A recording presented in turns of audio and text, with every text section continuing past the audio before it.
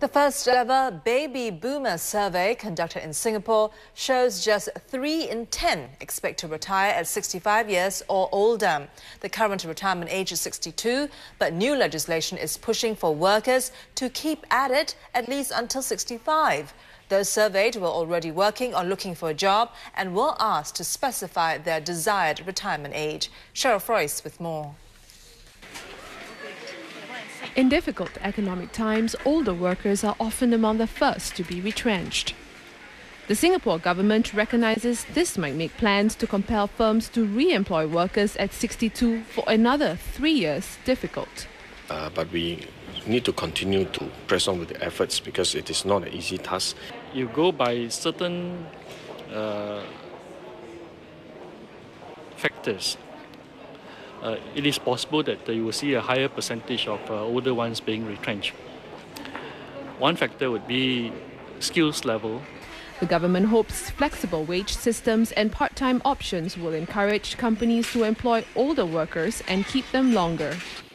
When you extend employment opportunities to those 62 and above, companies who can make their employment and work patterns more flexible usually find it easier to engage the older workers. But a recent survey of baby boomers shows that just 36% wish to work part-time. And even then, they listed flexible work and similar income as top conditions for post-retirement work.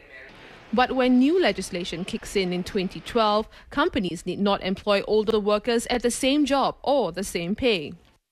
And that is that remuneration, their wages must reflect their productivity. So I think we also want to encourage companies not to undercut the older workers, but pay them what is reasonable in accordance to their productivity as well as their performance. But even before the new legislation comes into place, the government, companies and unions are already pushing for it to be implemented. But as with any new law, the devil is in the details. Companies will have to redesign job specifications and operations to fit older workers.